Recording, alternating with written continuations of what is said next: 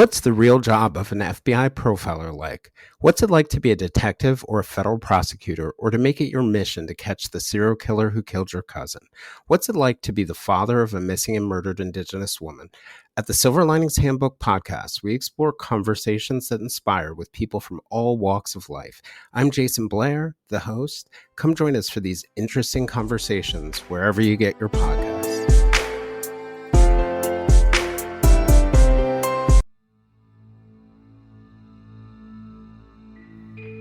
This week, we're taking the time machine back to 1934 to trace the final movements of the notorious Depression-era outlaw John Dillinger. When we last left off, Dillinger had just made yet another big escape, this time from the Crown Point jail in Indiana, using nothing more than a wooden gun and loads of guile.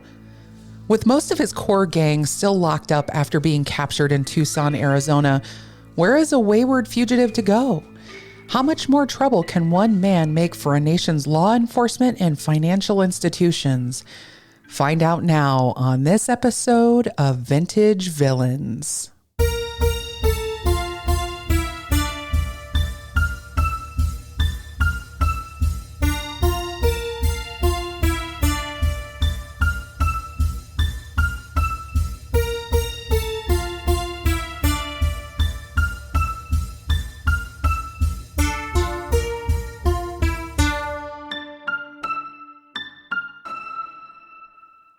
Welcome back to Vintage Villains, everybody. I am Allison Dickson, and I am so excited to be back in the recording seat after spending the last 2 weeks wrangling this beast of an outline into submission for your enjoyment. A couple more announcements before we get going. First, there will be a bonus episode with Kevin and Anya of the Murder Sheet podcast next week. They're Indiana residents and crime history buffs themselves, and so they have a lot of knowledge on Dillinger in general, and we'll be talking about a lot of the myths and legends and other questions around the Dillinger story, as well as anything else of interest that I might have left out of this main series. But now, here we are, at the beginning of the end of a journey that has in many ways felt larger than life. As I've spent the last several weeks tracing the footsteps of John Dillinger, I've tried to put myself into the mindset of someone living in this time period and experiencing the exploits of this outlaw through various newspapers and newsreels and conversations at dinner tables, and I can only imagine how all-encompassing it must have felt knowing that someone like Dillinger was out there. The man dominated national headlines, especially after this escape from Crown Point jail, and the notion that he was unstoppable and that no jail could hold him only added to that mythic quality. But it was more than the daring capers and the escape by the skin of his teeth moments that made Dillinger such a unique figure among his many criminal peers. It was his vibe, which I've come to understand so much more during my research for this show. There was an undeniable coolness factor at work here.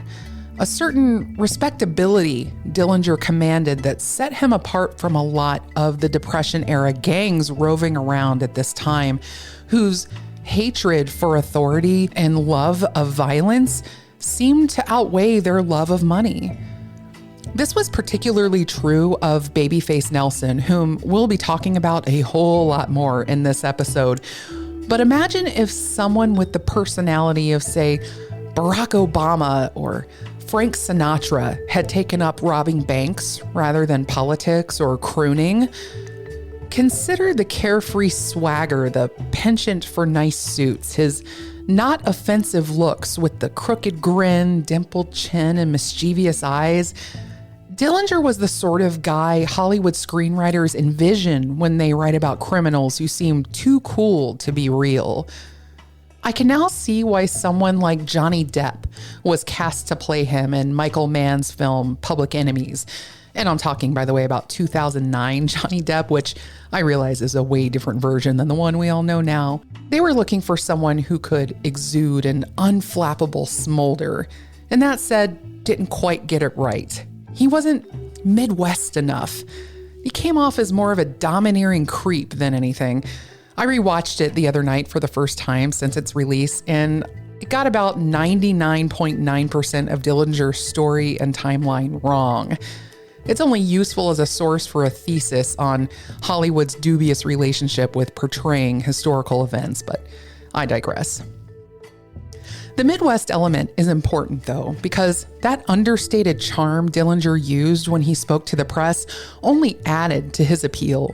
He did the whole, gee, I'm really not a bad guy, just someone who turned the wrong way and ended up here act with the grace of Fred Astaire. He wasn't rude or vulgar. People liked that about him. Remember, he was a big hit all the way out west in Tucson, too. From the cops who handled him to the average Joes and Janes who write about his exploits in the papers every day. And I'll reiterate again, he was robbing banks at a time when America's faith in its institutions was deep in the trough. The way the press framed it, Dillinger was a man of the angry downtrodden, going on adventures most could only dream about and making law enforcement look like fools in the process. In op-ed sections of newspapers nationwide, people were calling Dillinger a force for good. It was the cops who were bringing bullets to the party, by God. The banks ought to just have their money waiting in a special bag labeled Johnny D, and the off chance he graced them with a visit. As he matured, following his early days of bumbling around with the Whitecap gang, Dillinger learned to think a little further ahead and stay calm under pressure. Even when things weren't going his way, he kept cool. Like his predecessor, Herman Lamb, who I profiled back in episode 1, Dillinger was willing to take his time. Here was a guy who slowly whittled a gun out of a piece of wood, and then when the right moment struck, one fine morning, he used his phony weapon and his Zen-like wits to calmly and quietly walk out of a heavily guarded jail, ahead of what was set to be the most publicized trial of the century, stealing the sheriff's own car for good measure and earning the jail the nickname of Clown Point by the press, forcing Sheriff Lillian Holly to weather all sorts of sexist criticisms for her failings, despite the massive menagerie of males whose many fumbles and stumbles had landed Dillinger in her jail in the first place. But I digress again. The only time Dillinger really lost his cool on a job was when he shot back at Detective O'Malley after the East Chicago heist, dooming him as a killer, but he didn't seem to get any enjoyment out of the act. Recall how he expressed dismay when Pierpont killed Sheriff Sarber during the Lima, Ohio breakout. And he wouldn't be all that impressed by Babyface Nelson's more psychopathic hijinks either once the two joined forces after the Crown Point escape. That said, he wasn't cutting ties with folks who crossed the line. He was way too pragmatic for such things, especially once his original gang was captured. He needed money for more than just fancy cars, threads, and baubles. There were legal bills to pay for himself as well as Pierpont, Mackley, and Clark. He needed money for shelter, money to stitch up bullet holes and alter his appearance, money to keep certain lips sealed, though as we'll see, that particular investment didn't exactly pay off. He was also starting to think ahead a little more to a big score that could get him and his lady love Billy out of the criminal life and somewhere they could settle down and live normal lives, or so he told himself. I think someone like Dillinger would have always struggled to stay on the straight path for long. He loved spending money too much. He wasn't interested in using it to build power like a mob boss would be. This was a guy who liked to spend every spare moment at the Chicago World's Fair, or riding roller coasters at the nearby amusement park, or taking daily trips to the movie theater, foreshadowing alert. And when he wasn't doing those things, he was shopping. It was a life of simple luxuries he sought, combined with the quick thrill of getting away with a 10-minute stick-up.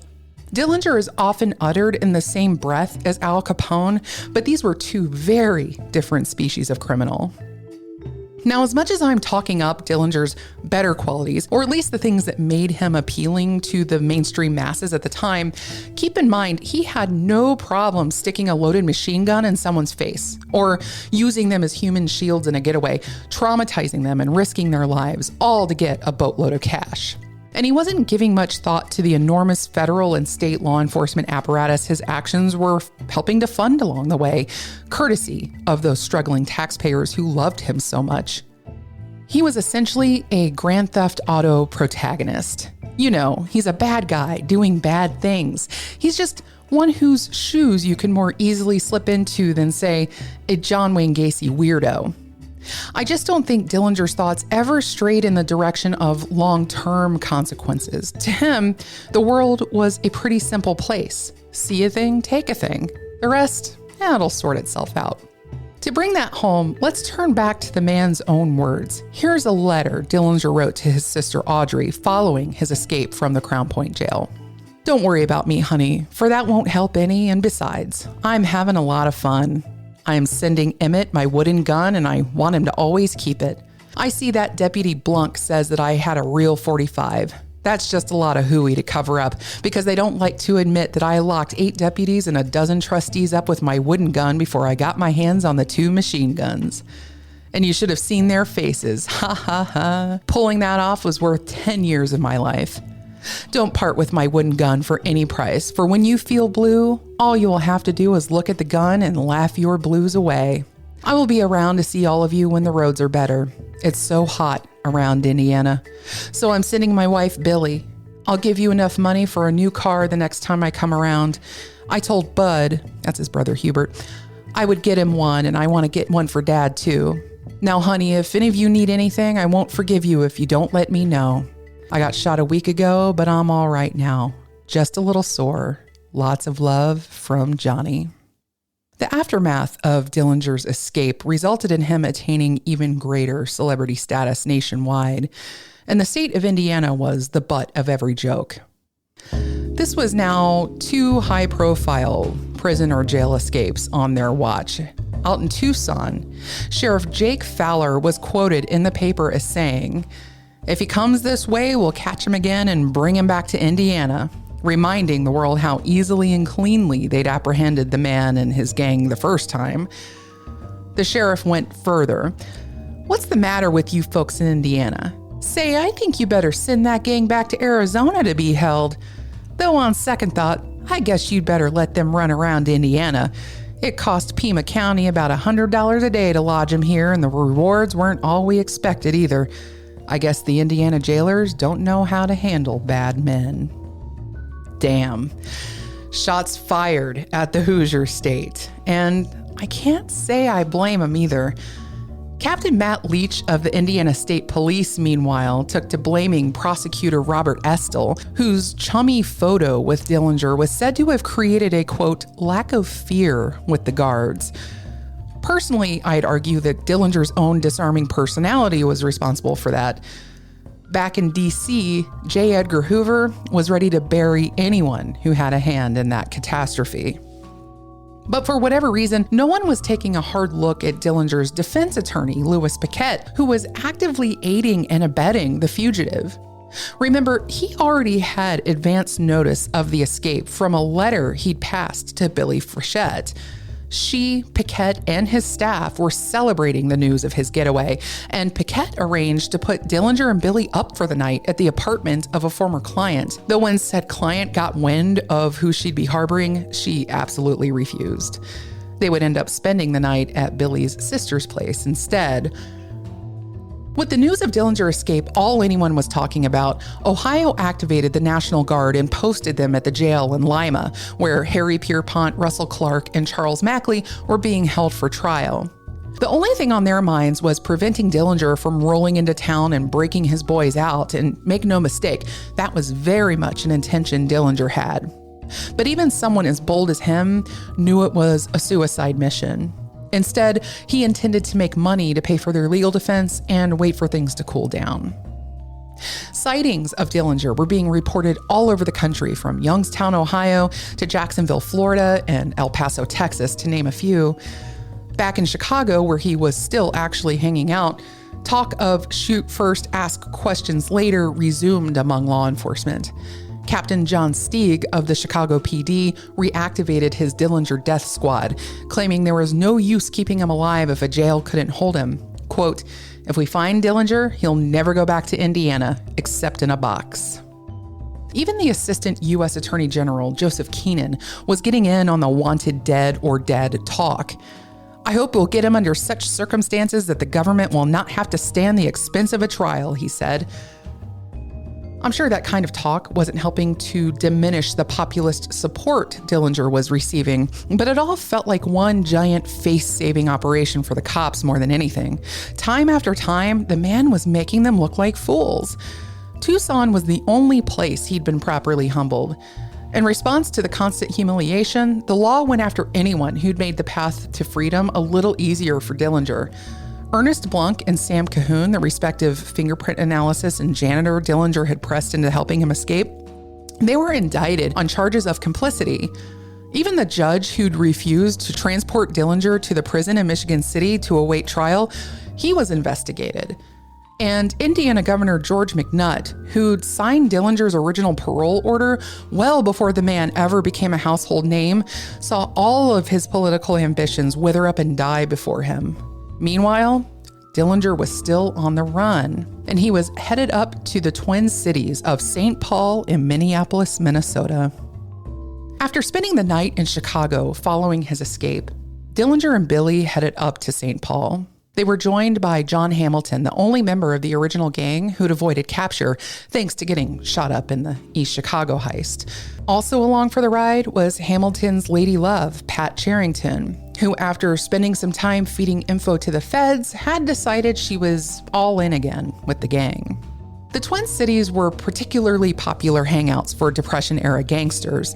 I've noted there were a lot of others active at the time, and this was the main hotbed for folks like Babyface Nelson, Tommy Carroll, Homer Van Meter of the original Michigan City Shirt Factory, as well as the Barker Karpus gang, whom I haven't mentioned a whole lot other than to point out that they sometimes got credit for each other's robberies and occasionally lent out cars and the like if their paths crossed.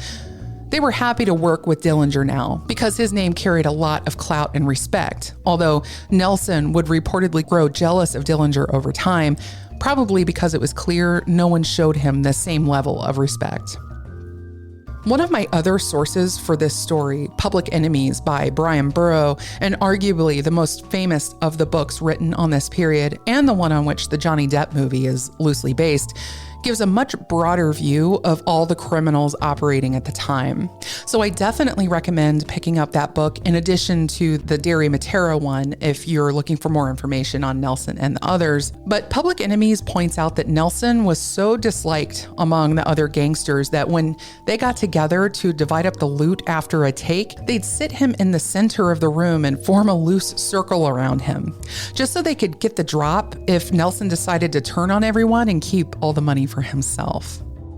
The next bank robbery happened on March 6th, 3 days after Dillinger's escape at the Security, National Bank, and Trust Company in Sioux Falls, South Dakota.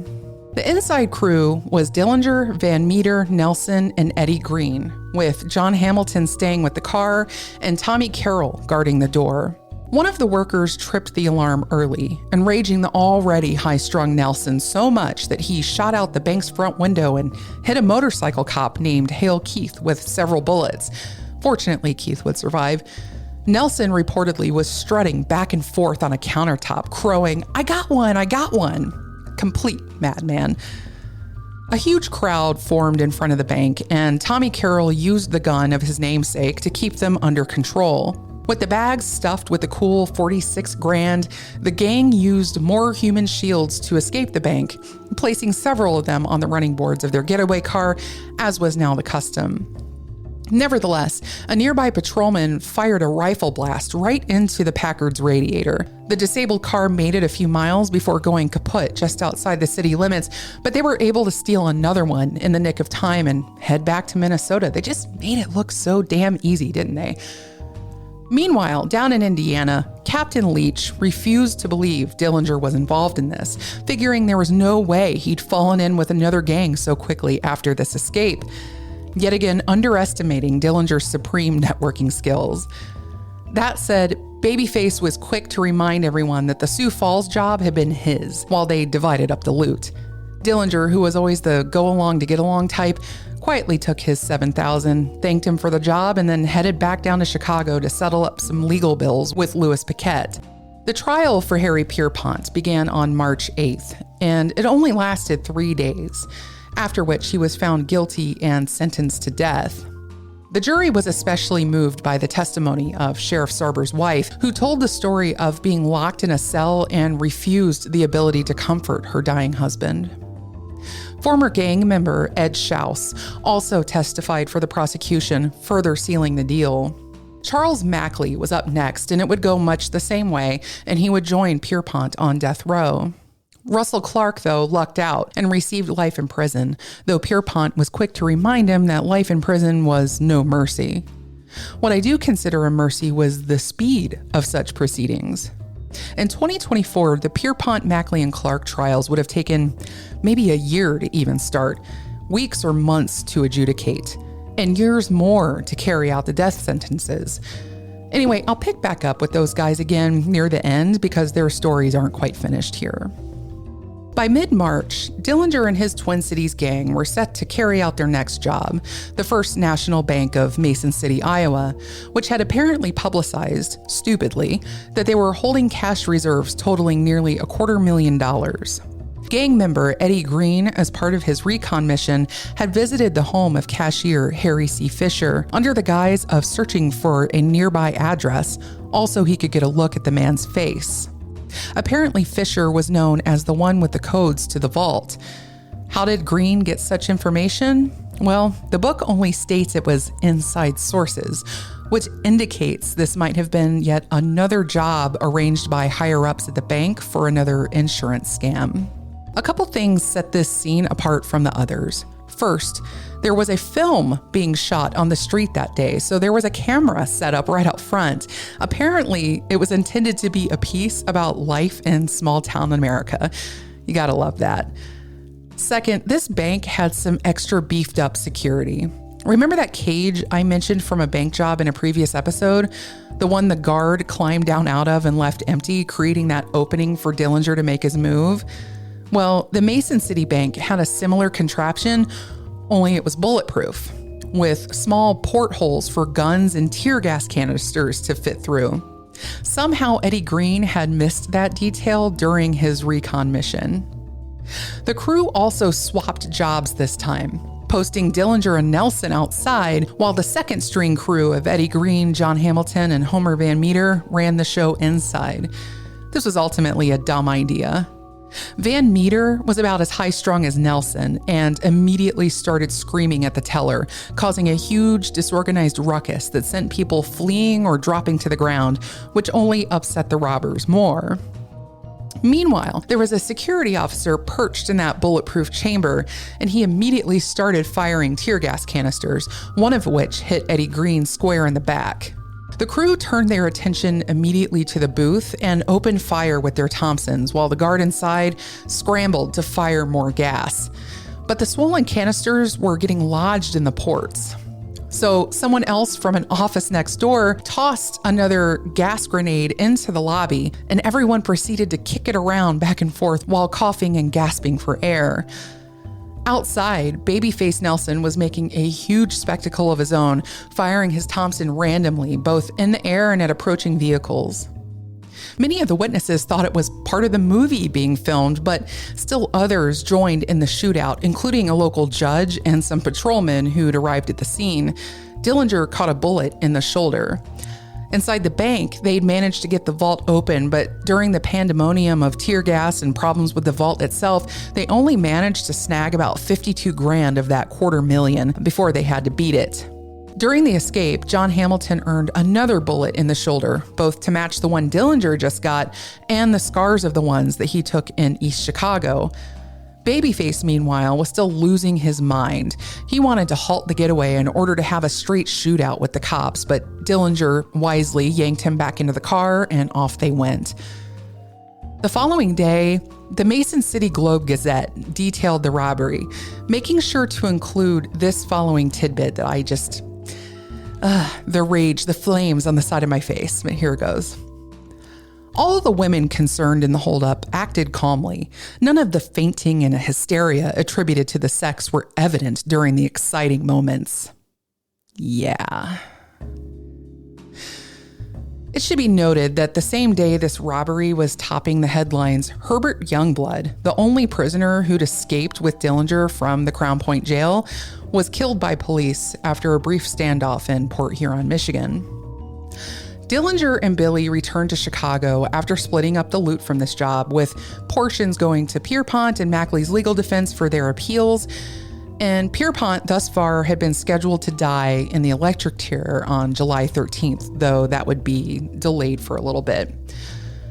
Ed Schaus and Harry Copeland were up next on the court docket. Any hope of Dillinger rescuing his friends from their fates seemed more distant by the day. Dillinger's business in Chicago also involved arranging to get plastic surgery to change his appearance. He put in a request for this with Paquette's right-hand man, Art O'Leary, but it would cost more money than he had available at the moment. But with the plan set in motion, he and Billy returned to St. Paul and rented a flat at the Lincoln Court Apartments under the assumed name of Carl T. Hellman. He and Billy had both dyed their hair red, spent some time at the movies, and generally hunkered down against a blizzard that had blown in because this is Minnesota after all.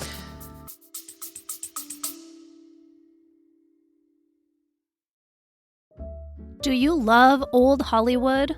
The iconic movie stars at the center of all the glitz and glamour of Hollywood's golden age?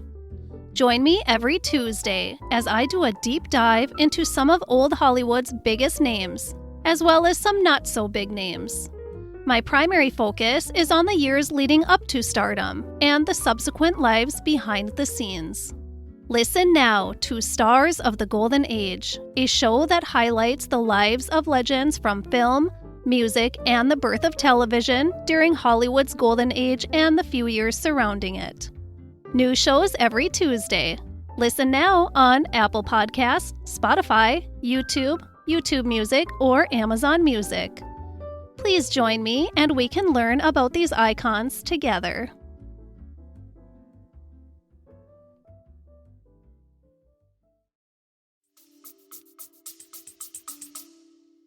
Meanwhile, the feds were sniffing around thanks to a tip by a woman named Daisy Coffey, the landlady of the Lincoln Court Apartments.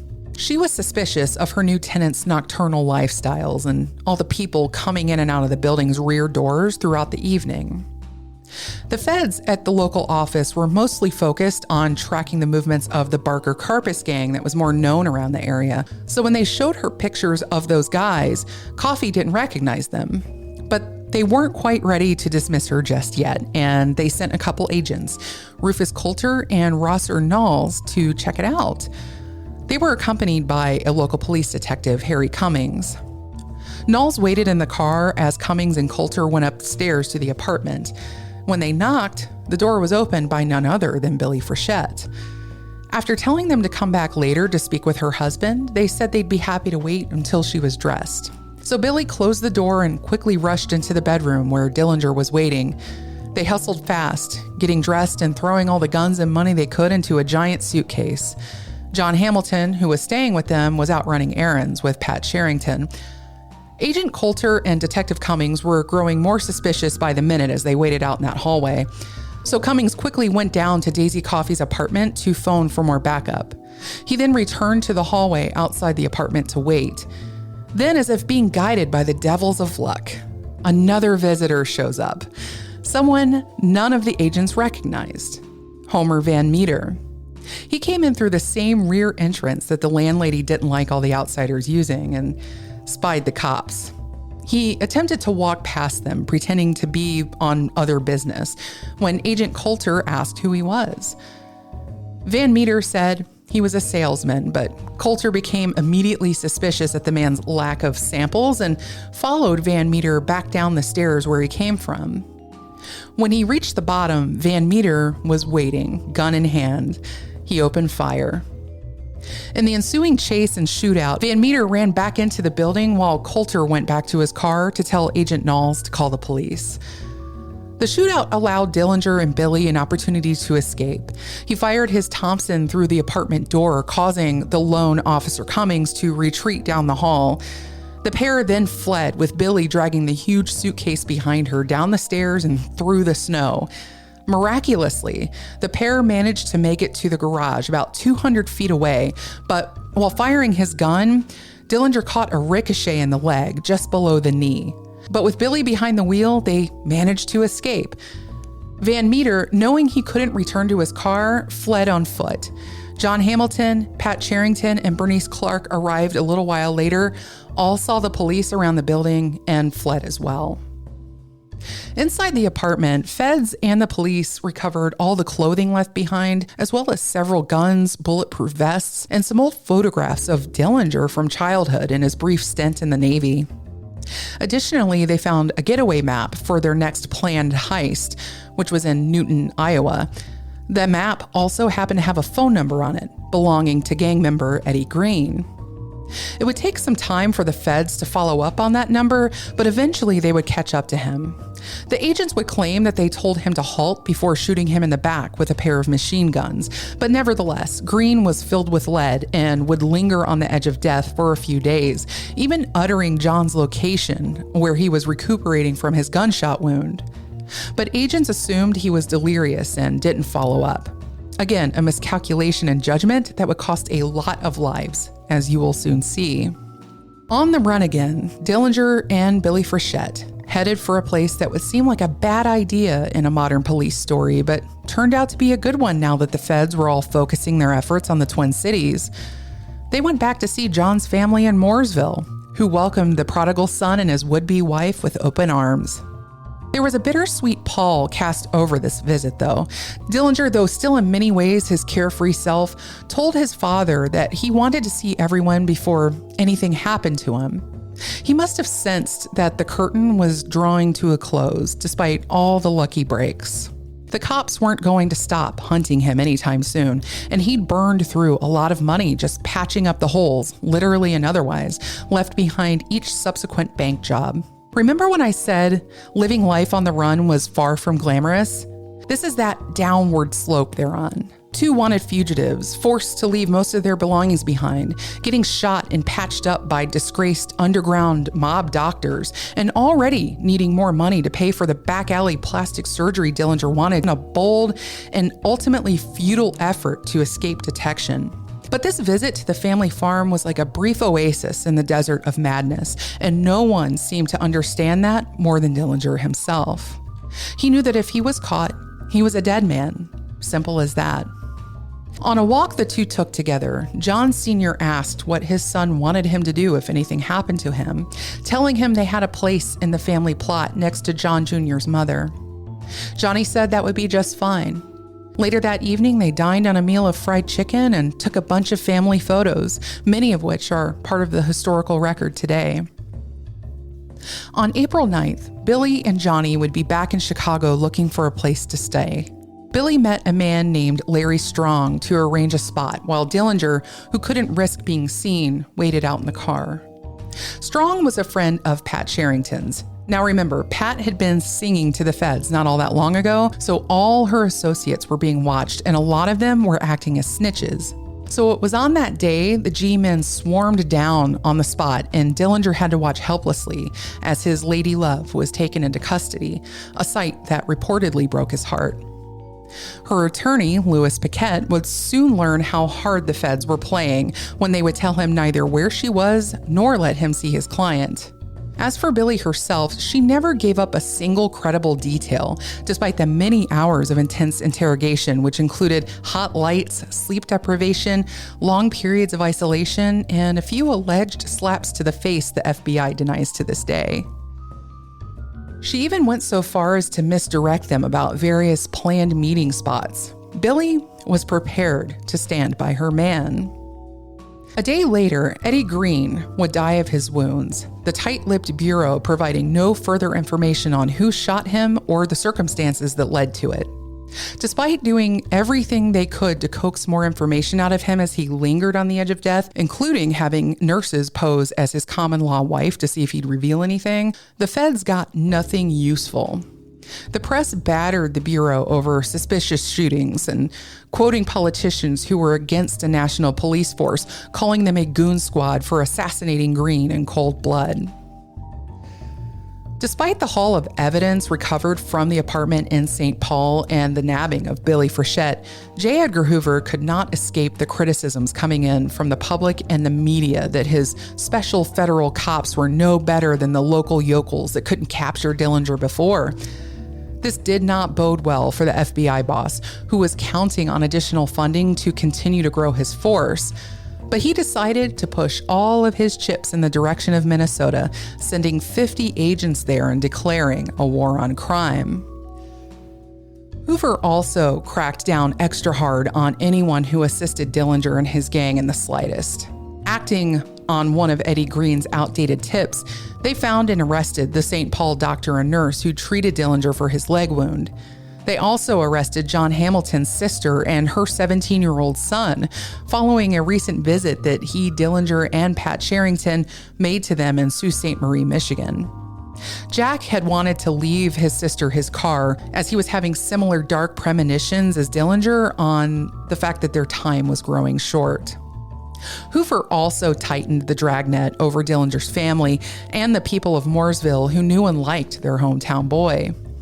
This surprisingly didn't go over well with Captain Matt Leach, Dillinger's #1 hunter. He considered Hoover's tactics counterproductive and at the time not supported by the law. But Hoover didn't let up. He knew Dillinger was surviving mostly on the graces of his non-criminal allies. He also wanted to end the drubbing of his men by the press, who were being fed disparaging information by locals friendly to Dillinger. These practices of turning the thumbscrews on otherwise innocent associates of criminals would become pretty standard after the days of Dillinger, but Hoover was particularly ruthless about it. He instructed his agents to arrest anyone who aided and abetted, regardless of the duress to which they might be submitted by the convicts. That's a quote there. In other words, even if you're being threatened with a Tommy gun, your ass is going to jail if you comply. This kind of authoritarian maneuvering wasn't doing much to ingratiate the public to the ways of the fledgling FBI. And really, the folks who liked Dillinger were still driving so much of the public conversation around him. Talk continued to swirl about how the law needed to offer him an amnesty to stop the bloodshed of innocents in the crossfire, and the string of increasingly more robberies as bank security beefed up their arsenals to engage in gun battles to protect their vaults. People were also uncomfortable with the talk of the police planning to kill the man on sight without a trial. If it sounds crazy, this idea of simply letting outlaws off the hook in order to bring an end to violence, there's actually some precedent for it. The governor of Missouri pardoned Frank James, brother of the infamous Jesse, which allowed him to live out the remainder of his life as a productive citizen. And there was a similar offer made to another well-known figure of the Wild West, Billy the Kid, only that deal famously fell through. People were suggesting that Dillinger would even make a decent cop himself, perhaps even a politician. He should run for governor and pardon himself was an actual idea that some people floated. Sound familiar? Yeah, I know, right? The more things change, man, I tell you. Now, what do you do if you're a bunch of down-and-out Midwest gangsters with a bloodthirsty federal government hot on your trail and putting the squeeze on everyone who helped make your life of crime a little easier before? Vacation. You gotta take a vacation. Get a little rest, come up with some new plans, reinforce the camaraderie to ensure those still remaining in your circle aren't going to become a problem.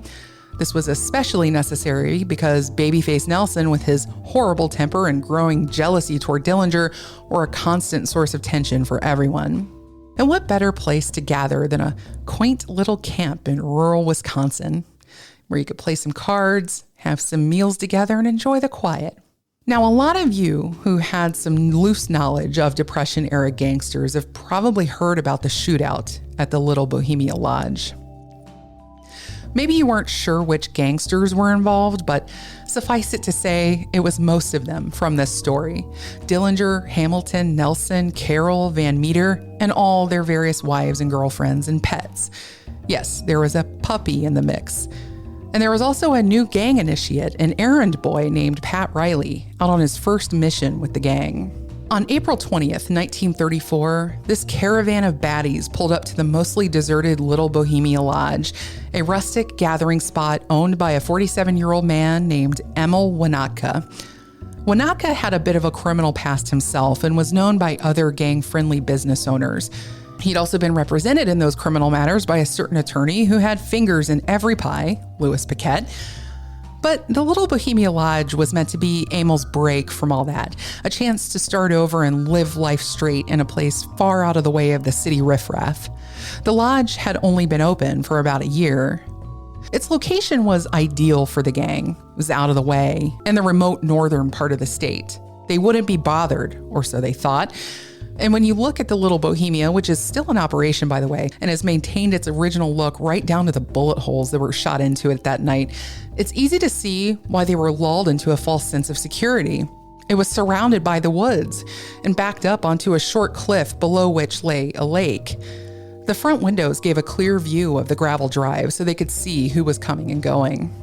The problems for the gang started almost immediately, though, when the Winatkas got a look at the caliber of their new guests. And by that I mean the .45s that Dillinger was carrying in a pair of shoulder holsters. Winatka would later that evening pull up a newspaper and match the photograph of the outlaw to the owner of those pistols.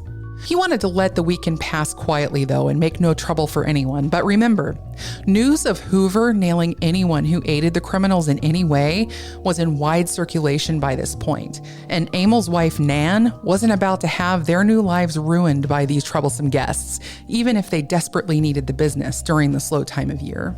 With Emil's reluctant approval, she sent a message to her brother-in-law, Henry Voss, detailing who was staying at their hotel.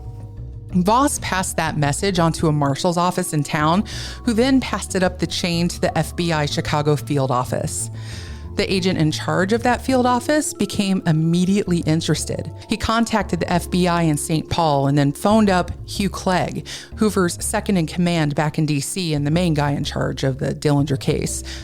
Clegg and a bunch of his guys hopped a plane to meet up with the St. Paul agents, and our Chicago boss, along with a few other agents, well, they caught a plane to Wisconsin as well. That Chicago boss's name? Melvin Purvis. Yeah, that's right. As promised in the 3 previous episodes, I am finally introducing the FBI hotshot who, second only to J. Edgar Hoover, seems to get the most credit for taking down public enemy number 1. Purvis was also instrumental in taking down Pretty Boy Floyd, another name you've heard me mention on this show a few times, and that would be in the late fall of this year. You might know Purvis as the character that Christian Bale played alongside Johnny Depp in the highly fictional Public Enemies movie. He also makes an appearance in my John Dillinger short story I told you about, because again, Purvis has top billing in almost every story told about Dillinger. To prove my point, in 1934, Purvis was named by Literary Digest as the second most famous person in America, the first being Franklin Roosevelt, which no doubt irritated Hoover, who was apparently quite jealous of the media attention the modest, personable agent received in the aftermath of these cases. More on that in a bit. While doing the bulk of the research for this series, I struggled with how to fit Purvis into the timeline, ultimately settling on Little Bohemia, since that's the event that sparked his rise to prominence with the general public. The book Public Enemies does a lot to cover Purvis's movements throughout the investigation of Dillinger and other outlaws. Being that he was the head of the Bureau's Chicago field office, he was a lurking shadow on Dillinger's path long before his trip up to Wisconsin. Anyway, that storytelling dynamic creates the feeling that Purvis was an active presence in John Dillinger's head. And the movie takes the even more ridiculous step of placing Purvis and Dillinger in a scene together, which was more for dramatic effect than anything based in reality. In fact, Dillinger didn't even appear to know anything about Purvis. They never met. And under the directives of Hoover, these early FBI agents were nameless and faceless entities to the public at large, even after the feds officially entered the manhunt following the Crown Point escape. Since this series is about John Dillinger's life, I wanted to show the world and the things he did through his eyes, rather than those involved in the law enforcement side. There's a valid story to be told from the law enforcement point of view. It would need to be dug out, though, from beneath the bedrock of the FBI's own posturing to paint themselves in the best possible light, as well as their obvious efforts to diminish Purvis's accomplishments due to his personal falling out with Hoover. But yes, that story could be told, just on a completely different podcast, I think. So I'm not going to spend a ton of time fleshing out Melvin Purvis's life story, but I need to give you some bullet points because his biography reads like something out of an old comic book. After helping take down some of the most notorious outlaws in American history and earning the hatred of his boss for his troubles, Purvis would find further advancement in other government work to be next to impossible thanks to Hoover's roadblocks. But he stayed busy after leaving the FBI in 1935, going on to Hollywood to work as a technical consultant on movie sets. He also bought a radio station, published a newspaper, and did a lot of celebrity endorsements of various products like Gillette razors and Dodge cars. He dated a few celebrities, one of whom was movie star Jean Harlow. He became pals with Clark Gable. Eventually, he would marry, not a celebrity, just a nice regular woman, and they would go on to have 3 kids together. Purvis joined the Army as an officer during World War II, a position Hoover didn't successfully block, and he investigated crimes by our own people. He helped get the legendary General Patton demoted for abusing some of his own soldiers suffering from PTSD.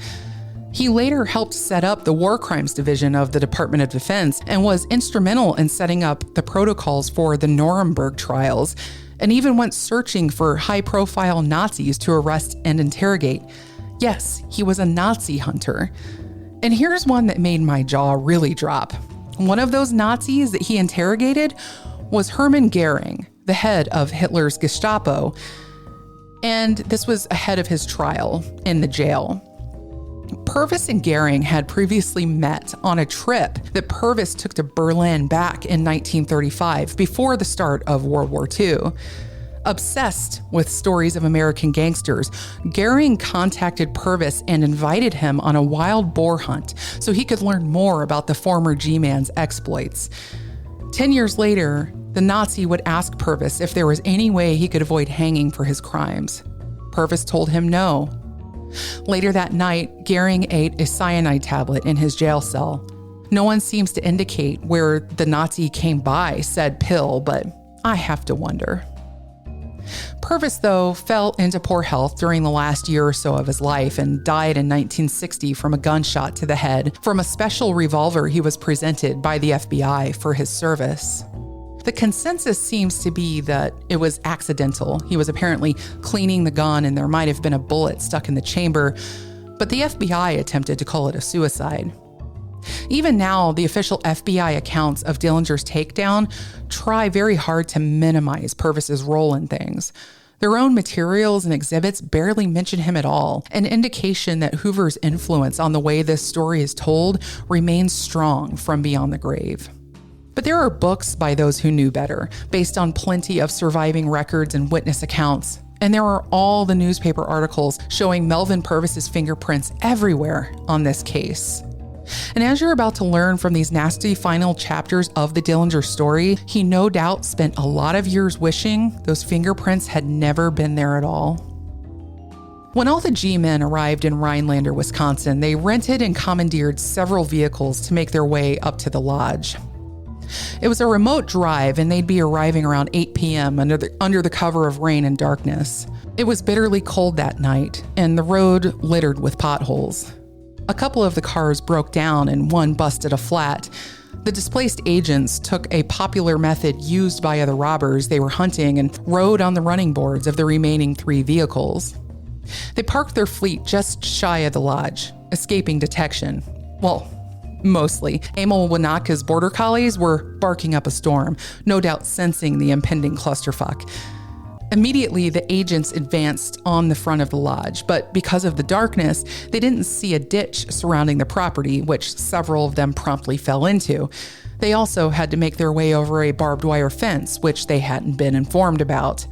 So already, these guys were going in completely dark, Combined with a total lack of tactical experience, you can probably sense what's about to happen here.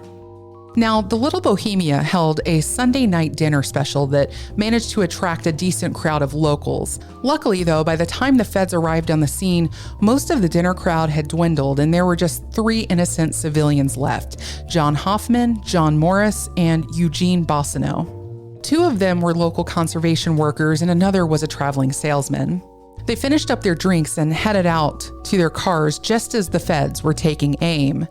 They didn't hear the calls to halt after they'd fired up their engine in the car's radio. So when they began to drive, the feds, believing them to be fleeing gangsters, opened fire, wounding the 2 Johns and killing Eugene Bossino instantly. The gang members inside heard the gunfire and put their prearranged escape plan into motion. Babyface fired his Thompson from the lodge's front windows while the rest of them, Dillinger, Hamilton, Van Meter, and Carroll, escaped from the side windows onto the roof and then down to the ground, making their way north through the woods on foot. They had descended on the lake side of the cabin, which wasn't covered by any agents, because Hugh Clegg incorrectly assumed that the lake would serve as a natural barrier. Again, a little planning and reconnaissance ahead of time might have done the FBI some good here. The only people left behind in the lodge were employees and the gang's women, who huddled in the basement. The new gang member, Pat Riley, and Hamilton's girl, Pat Sherrington, had just returned from an errand together and were also fired upon by the agents, but they managed to barely escape by the skin of their teeth, even after Riley rammed his vehicle into a tree. The agents, unaware that their targets had already escaped, continued firing on the lodge for some time, miraculously not hitting anyone else. But there was still a nasty wild card lurking out there. Everyone's favorite problem child, Babyface Nelson. While he did manage to escape on foot after firing on the agents, he arrived at a house about a mile away. The residents were local switchboard operators and immediately reported a suspicious vehicle out front before Nelson came in and took them hostage, demanding they drive him out of the place. As they were preparing to leave, Emil Winotka, having received the call, arrived with his brother-in-law and another employee, all of whom were taken prisoner by Nelson. As the packed vehicle was heading out, an FBI vehicle rolled up and asked where they were headed. Nelson hopped out of the car and opened fire, severely wounding 2 agents and killing 1. He would ultimately escape and spend some time hiding out at a remote cabin with a native family until he was able to take a car back to Chicago. After all, in addition to being a psychopathic bank robber, he was a family man with a wife who was now locked up in jail after the raid, and 2 kids who were staying with relatives back in the Windy City. Tommy Carroll also made it back to Chicago unscathed. By the end of the botched raid of the Little Bohemia Lodge, there would be 1 dead agent, 1 dead civilian, and 4 more severely wounded, and not a single gangster in handcuffs. They only had the girlfriends and the wives left behind, and they were charged the same as Billy Frechette for harboring fugitives. This led newspapers to chide that while the FBI couldn't catch the bad guys, they were sure good at getting their women. The disaster was such an embarrassment for the Bureau that there were angry calls for J. Edgar Hoover's resignation and Melvin Purvis's suspension. It would go on to become the worst mark on the FBI's report card for the next 59 years, when the Ruby Ridge and Waco disasters would dominate headlines. Ego and blind ambition were driving factors for all those incidents, but a sheer lack of experience also played a heavy role at Bohemia. Up until now, Hoover insisted on hiring well-dressed paper pushers for his federal force. These agents had little to no tactical training. They went in there without knowing who all would be there, where they would be, what the ground layout was, and no real contingency for if things went wrong. Purvis would offer his resignation after the debacle, though it wasn't accepted. Hoover would go on to blame the raid's failure on the 3 civilians failing to halt, which would earn him and the Bureau no extra love. In fact, reading the FBI's own account of Little Bohemia now, they really do a lot to whitewash their own failures here. Because again, America's stern dads can't be seen admitting to abysmal failures if they hope to be able to wield the proper authority, right? The public's negative attitude toward the feds only increased when they only offered $30 to repair the lodge they shot up, and when the dealership who owned the vehicles the agents rented had to file a lawsuit to recoup its losses. And during the arraignment of the women arrested at the raid, an agent assaulted a newspaper reporter and broke his camera, lending even more credence to the notion that Hoover's men were faceless, incompetent goons. So where is Dillinger in all of this, after all? Well, things aren't getting any better on his end. He, Van Meter, and Hamilton were making their way back toward St. Paul when sheriff's deputies spotted their vehicle and recognized the tags. During the ensuing pursuit, a deputy fired a rifle shot at the Model A Ford, which hit Jack Hamilton in the back, starting him on the course to a slow, agonizing death. The pursuit lasted another 50 miles, with a lot of bullets being traded between the vehicles. The bandits finally were able to lose them, and Dillinger pointed the car toward Chicago, where they could find a doctor, stealing a Ford V8 along the way to make the trip a little bit faster. They consulted with the same doctor who treated Hamilton after he was shot up in East Chicago, Joseph Moran. Only he took one look at the huge gangrenous wound in Hamilton's back and knew the man was done for. They took him to a hideout belonging to the Carpus Barker gang, where he died a few days later on April 26th. They took his body to an area gravel pit, covered it in lye in hopes of obscuring his identification, and buried him. They couldn't stay at the hideout any longer, though, because while the Dillinger gang was slowly falling apart, so were the Carpus Barkers. All the hideouts were being ratted by folks on the payroll who'd been arrested.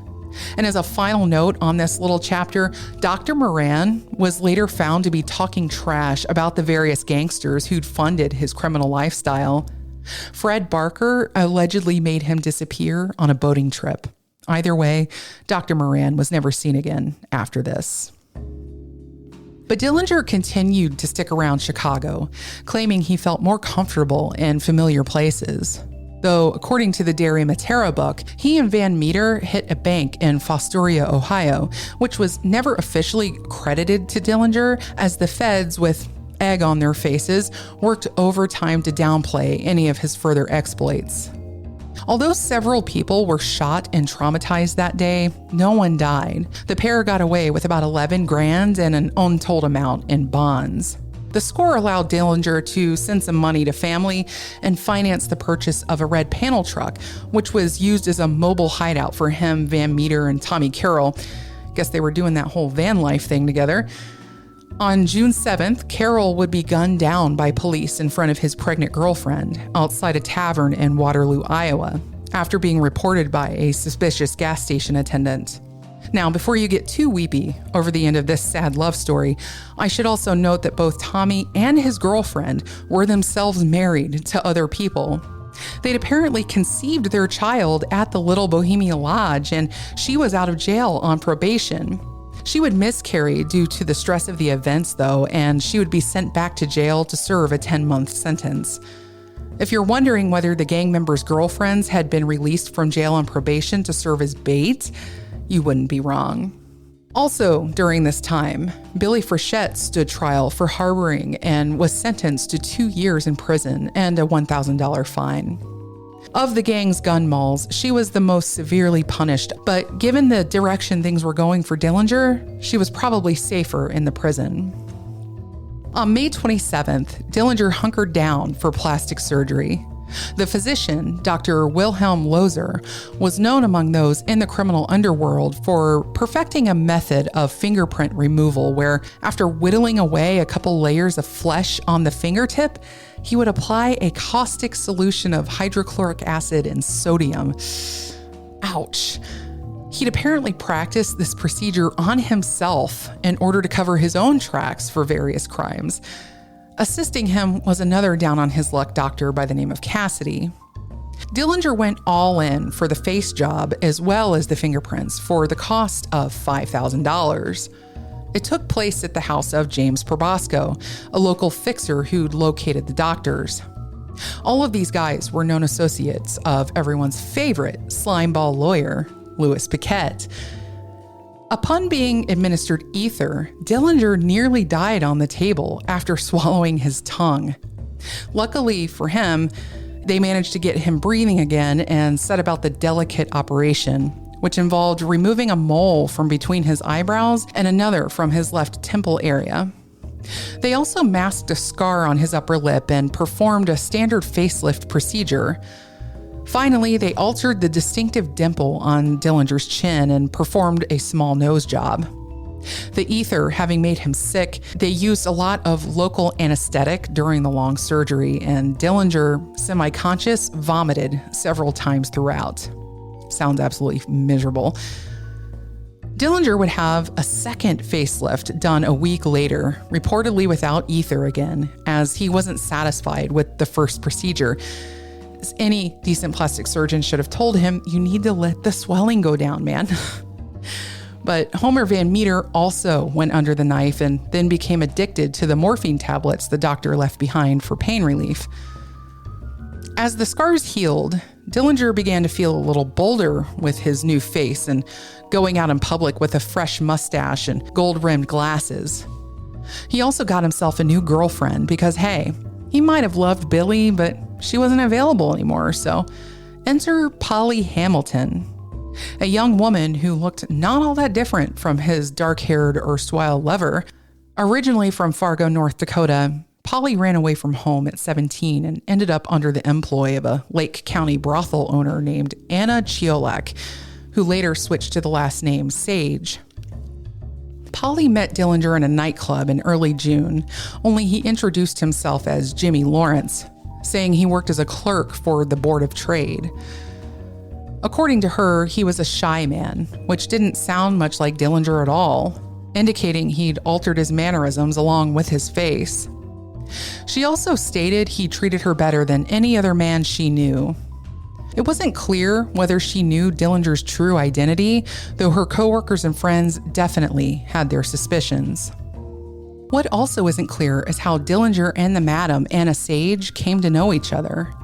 Since Polly was working for her, was their meeting a chance hookup that ended up paying off in a big way for Sage? Or did Sage know Dillinger previously and arrange for Polly and Dillinger to meet in order to put her other scheme into place? It's hard to say for sure, but what we do know is that Sage was in deep trouble of her own. Police had been on her for years for sex work and other cons involving stealing money from various men. Sage had lived and been arrested under multiple aliases, and she always managed to stay out of jail thanks to various connections with local crooked cops. But then the feds came in and started complicating things, and she was facing deportation back to Romania, a problem none of her local connections could touch. Her only way out, she figured, was to double-cross Dillinger. And Johnny, this is where his naivete around women became his downfall. He felt safe with Anna and Polly, spending a lot of time at their apartment and eventually moving in. He was becoming so confident in his new disguise. When he would take Polly on errands, he would visit the local police buildings and walk the halls, going unnoticed by scores of officers. When this was later discovered, several police were reprimanded, and Melvin Purvis was more than a bit taken back, because up to this point, he believed Dillinger had died of injuries sustained in the Little Bohemia shootout. Whoops. While Anna Sage continued to work her scheme in the background, Dillinger celebrated his 31st birthday on June 22nd. He attended baseball games and went to see movies. He and Polly talked of a future together, though it seems more that Dillinger was just going through the motions at this point. His gang was in splinters. Babyface and Homer Van Meter had a falling out and were avoiding each other. Tommy Carroll was dead. Fledgling member Pat Riley was located and arrested after his girlfriend sold him out. There were other criminal types entering the fray. There was always a revolving door like that. But it's not clear how much planning Dillinger was doing for future heists as the summer heated up. But there was one last job that brought the main band, Dillinger, Van Meter, and Nelson, back together: the Merchants National Bank in South Bend, Indiana. And this would be the most violent yet. An observant teenager spied the suspicious-looking crew carrying long objects covered in pillowcases entering the bank and summoned police. From there, Van Meter and Nelson, having temporarily forgotten about their ongoing quarrel, joined forces to essentially fill storefronts and anyone getting in their way with bullets. Cops and would-be civilian heroes alike were brutally cut down by the duo's roaring Thompsons. Dillinger and the rest of the crew emerged from the bank with pillowcases stuffed with money, as well as their usual human shields of bystanders from inside. With bullets flying, they barely managed to get away, and they engaged in a high-speed chase with 6 cops on their tail. While the gang would get free, it wouldn't be without considerable expense. Their haul was just shy of $30,000, and both Nelson and Van Meter were injured, the latter having taken a bullet to the head, but still managing to survive. By the middle of July, the Fed's bounty on Dillinger's head would reach $25,000, and it was increasingly hard for the gang to do any business at all without being ratted out by an ally tempted by such an enormous purse. That left Dillinger feeling pretty alone in the world with Anna and Polly and the few gangsters who hadn't been rounded up yet. That's the problem with being at the top of the criminal food chain. You run out of things to trade in exchange for your own hide. No one over your head to sell up the river. It's only a matter of time before someone takes you down. He should have left Chicago a long time ago. I can hear all of you probably have saying this pretty much through the whole series. I know I have. But when you no longer trust the world, you tend to want to stay in places you already know. And those places are teeming with traps. The one looming biggest in Dillinger's midst was one he still wasn't able to see, and that was Anna Sage, who by July 20th was being cajoled by her crooked cop connections in East Chicago to do something about the Dillinger problem. In addition to Anna's worries of deportation, certain police within the organization were worried that if captured, Johnny would link them to all sorts of dirty deeds they'd participated in, including the banker-arranged robbery in East Chicago that had taken the life of one of their own, Sergeant William O'Malley. They wanted her to talk to Melvin Purvis and arrange a setup to get Dillinger. That way, she could collect the reward and possibly avoid being sent back to Romania. During the meeting, Purvis apparently made no specific promises about her immigration status, though this would be disputed by Anna herself after the fact. Either way, after their conversation, despite having no guarantees of either money or citizenship, Anna seemed convinced enough to cave and rat out her friend. She told Purvis they usually went to the movies on the weekends and that she would call as soon as they knew the day. And with that, the meeting was over, and Dillinger's fate was sealed. It was a very hot weekend in Chicago, with at least 3 days of heat topping 100 degrees. As many as 50 people died over that stretch. God bless air conditioning, am I right? And Dillinger himself was reportedly quite miserable holed up in Anna's apartment, spending most of the day in front of a blowing fan. Movie theaters were one of the few places people could go in the city to beat the heat. There was a Shirley Temple flick playing at the nearby Marlboro Theater, and a gangster movie starring Clark Gable was playing at the Biograph on North Lincoln. Purvis put his money on Gable. The East Chicago police agreed to stake out the Marlboro as well, just in case the ladies had convinced him to go with the Shirley movie. The local Chicago police, because remember, East Chicago was technically in Indiana, weren't invited to the sting. Purvis knew they had their own deadly agenda, a la Captain Steeg and his death squad, and that would put way too many homicidal cooks in the kitchen. Purvis and his men mapped out the alleyways around the Biograph and found a lot of potential avenues for Dillinger to escape, so he amassed an army of around 25 agents in East Chicago police. Unlike the Little Bohemia disaster, they were going to take their time and do this right, not making any moves until they knew for sure they had Dillinger in their sights. If they got this wrong, there would likely be no more Bureau of Investigation. Before taking their position, Purvis spoke to them all, stating he'd prefer Dillinger be taken alive.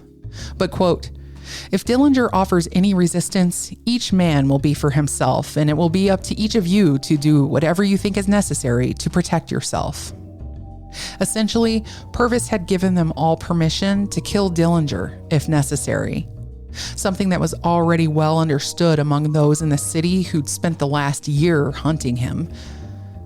The original plan was for Purvis and another agent to buy a ticket and be inside the theater, but it was far too crowded. After inquiring with the ticket seller about how long the movie would take, about 2 hours, Purvis posted himself by the exit, poised to light a cigar as a signal to the others that he'd spotted Dillinger and it was time to close in. The fated trio arrived at the Biograph barely in time for the packed 9 p.m. showing of Manhattan Melodrama. Dillinger was wearing glasses, a straw boater hat, short sleeves, and gray trousers. Anna was wearing an orange skirt and white blouse, a detail she shared with the agents so they'd be able to spot her in the crowd. Because they'd arrived so late, the three weren't able to grab their seats together. Sage sat apart from the lovebirds a few rows back, no doubt casting furtive glances all around her. According to later testimony, Dillinger quite enjoyed the movie. He was particularly amused by a scene where a prosecutor was warned not to be seen in pictures with a local mob boss because it might cost him his career, an obvious reference to Dillinger's photo with Robert Estill at the Crown Point jail. Dillinger laughed uproariously at this, apparently none the wiser that this would be the last movie he ever saw, and I guess it was the right movie, wasn't it? Outside the theater, tensions grew as the sight of many suited men around the theater gave the impression it was about to be robbed. The whole operation nearly went bust when Chicago detectives wandered onto the scene to inspect things. There was considerable worry among the Indiana coppers that the Chicago boys wouldn't take too kindly to having someone else working their turf. But after enough people flashed their badges and asked them to stand aside at the ready, the situation diffused.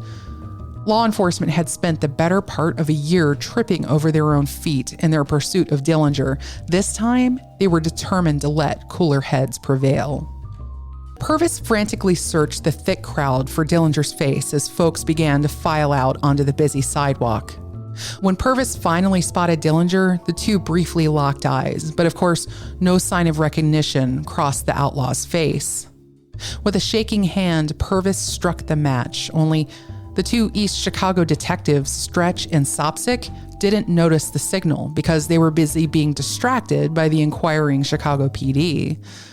Luckily, federal agents Gillespie and McCarthy weren't so checked out.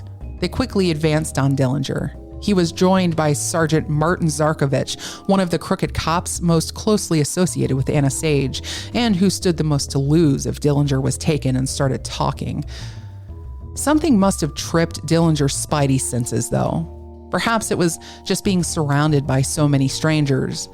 Polly would later claim she felt his arm tense, but he was still playing it cool, his eyes scanning his surroundings, no doubt already looking for a quick getaway and wondering the best time to pull the Colt .380 pistol in his pocket.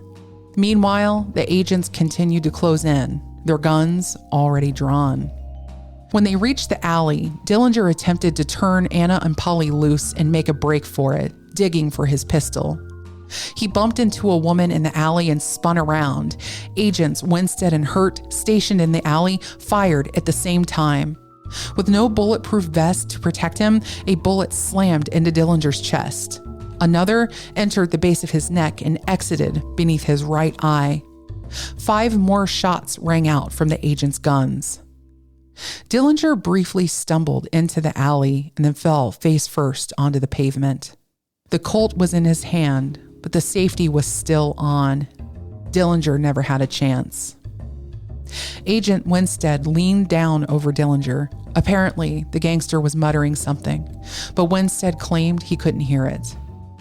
As Dillinger bled out, pandemonium slowly began to develop, and Anna and Polly managed to slip away in the crowd. A few stray bullets did hit innocent bystanders, but thankfully none were seriously injured. It would still cause some mutters about the recklessness of Hoover's G-men, but having been the ones solely responsible for taking down public enemy number 1, his bureau would not only live to see another day, it would go on to grow into an unstoppable monolith. Dillinger's body was delivered to the Cook County morgue where, despite the painful procedure on his fingers, a clear set of prints was taken, by which he was easily identified. Perhaps if Dillinger had really understood how numbered his days were, he wouldn't have spent a great number of the last ones in agony of recovering from useless and costly cosmetic procedures. Among his possessions was a gold and ruby ring with the inscription, "With all my love, Polly," as well as a gold pocket watch with her picture inside. A spare magazine for the Colt pistol and around $7.70 in cash were also recovered. Polly claimed Dillinger had carried at least a few $1,000s on him, but someone must have pilfered it. The press was allowed into the morgue to view and photograph the body. Plaster casts of his face were made for wax museum exhibits, though a lot of the masks made from those casts were eventually seized. Hoover had one of them mounted outside of his office door for the 40-plus year duration of his job as FBI director. I saw one on display actually at the Allen County Historical Society, and I believe there's also one at the Mob Museum in Las Vegas. The extra editions of the newspaper that night would proclaim that John Dillinger had died as he lived, in a hail of lead and a swelter of blood. Another would say he died with a smile on his lips and a woman on each arm. Those near the death scene would dip their newspapers in the man's blood. Others dipped handkerchiefs and sold them for a pretty penny. Following the inquest and autopsy, the morgue put Dillinger's body on display for the public. At least 15,000 curious looky-loos filed through, some of them buying toe tags for souvenirs. Back in Mooresville, John Sr. and the rest of the family grieved hard. He would travel to Chicago to collect his son's body, where it would be buried in Crown Hill Cemetery next to his mother, just as they discussed only a few months prior. Thousands more lined the route the hearse took in the hopes of catching a glimpse of Dillinger's wicker casket. Thousands more waited outside the funeral home, demanding another public display of the outlaw's body. Police had to come in and control some riffraff. Reflecting the mood of the public at the fall of the idolized bank robber, a street artist would later chalk a poem on the brick wall in the alley near the Biograph. "Stranger, stop and wish me well. Just say a prayer for my soul in hell. I was a good fellow, most people said, betrayed by a woman all dressed in red." John Sr., fearing someone would steal his son's corpse after someone had offered him $10,000 for it, had the grave sealed in concrete. The grave marker wouldn't be placed for another 2 years in the hopes of avoiding vandalism, but it was quickly reduced to rubble as morbid souvenir hunters chipped themselves off a piece. If you visited Dillinger's grave today, you'd be looking at the 4th or 5th replacement headstone. Few of Dillinger's associates got away clean. James Probosco, the man who'd arranged for the plastic surgery and allowed it to be conducted at his house, he was arrested. He would also jump out of the 19th story window of the building he was brought to for processing, and, well, he didn't live. Attorney Louis Paquette and his assistant Arthur O'Leary, as well as the 2 doctors Lozer and Cassidy who'd operated on Dillinger, were also arrested. Paquette would be acquitted for harboring Dillinger, but found guilty for harboring Van Meter. He was disbarred and spent 2 years in Leavenworth Prison alongside Dr. Lozer. Dr. Cassidy would receive a suspended sentence and spend some time in the Army during World War II, though he would end his own life upon being discharged for nervousness. A month after Dillinger's death, Homer Van Meter died in a shootout with police in St. Paul. A week after that, Charles Mackley and Harry Pierpont would make an earnest attempt to escape death row, constructing their own prop guns from soap and other odds and ends. Mackley was shot dead by guards. Pierpont was only wounded and would still be recovering when he was dragged to the electric chair the following month. And then on November 27th, the feds would encounter Babyface Nelson and his wife and other associates in Lake Geneva, Wisconsin, after being ratted out by one of the gang's girlfriends. In the ensuing shootout, Nelson would kill agents Sam Cowley and Herman Hollis, who'd been among the squad leaders at the Biograph. Nelson would attain the record for killing the most federal agents in the line of duty, and to this day, I believe that record still stands. That said, Nelson had been hit multiple times in that gun battle, and though he did escape with his people in the dead agent's car, his body was found the next day in a ditch about 20 miles from the scene, likely placed there by one of the other gang members. And what of Anna Sage, the brothel madam whose personal treachery against Dillinger was intended to net her $25,000 and a permanent residency in the United States? Well, she got about $5,000 of that pot and was deported anyway, with Hoover contending that her immigration status was out of his hands. In reality, I think they just didn't like her much. She hopped around Europe for a few years, likely trying to avoid the war, and died in 1947. After prison, Billie Frechette hit the carnival circuit, selling the story of her life with her infamous boyfriend. At age 62, she died of cancer in Wisconsin in 1969. As for Polly Hamilton, she too would die of cancer a month after Billie.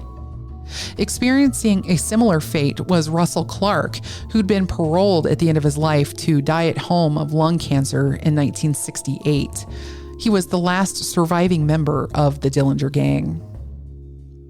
John Sr. would also do the traveling lecture circuit, even speaking at the Little Bohemia Lodge. He would die in 1943 and be buried next to his son. Through the last 4 episodes of this show, I've worked to encapsulate the massive influence that John Dillinger had on the world at large. It's hard to believe his crime spree only lasted a year, but I think that's about all the world could have withstood.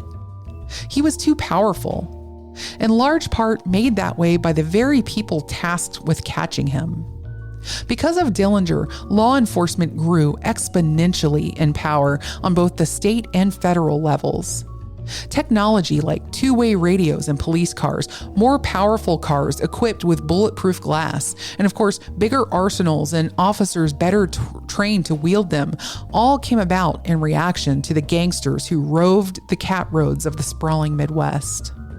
Without Dillinger, the police and FBI we all know today likely would not have come to the fore as quickly as it did.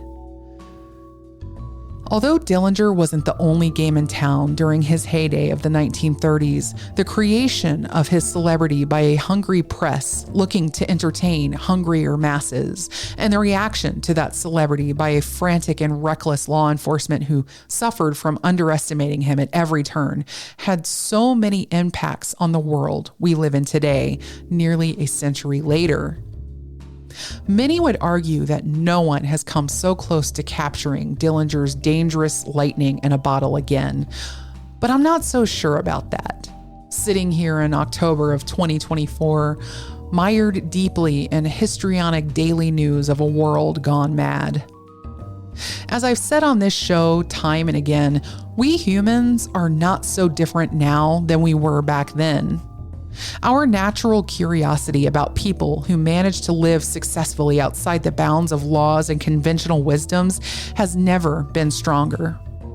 We watch as they break all the rules we know we never get away with, and while many of us gasp in indignation and crow for the application of fairness and justice from the very institutions we've put in place to ensure such things, there are others who watch in awe, wishing it could be them, holding up thieves, cheats, and liars as personal avatars on social media, seeding all our futures with certain chaos. The John Dillingers of today aren't out there cleaning out bank vaults, but they're still robbing us blind out in the open, unafraid of the consequences. Dillinger would have probably run for office, and he no doubt would have won. And that, my friends, brings this 4-part series on John Dillinger to a close. I hope you enjoyed coming along on this deep dive as much as I did. As I stated at the very beginning, this subject is very near and dear to me. It took place in my part of the world and even my very own city, and it even inspired my own fiction writing. If you haven't listened to my story, John Dillinger and the Blind Magician, read by LEVAR BURTON yet, check it out now. I'll link it in the show notes. A reminder to tune in next week for my interview with Kevin and Anya of the Murder Sheet podcast, a fun conversational wrap up on everything I have covered here and more that didn't make it into the main series. If you have any questions, comments, concerns, corrections, as always, reach out to me at vintagevillainsPod@gmail.com or pop over to the Facebook group and start a discussion. Thanks again to my wonderful Patreon subscribers as well for keeping the time machine up and running. In the meantime, I'm going to prep for the next trip back to the past with a look into the real murders that inspired the movie Arsenic and Old Lace with Brett from The Prosecutors. Can't wait for that. Now, you know what to do, my friends. Get out there and make good history, and I'll see you next time in another century.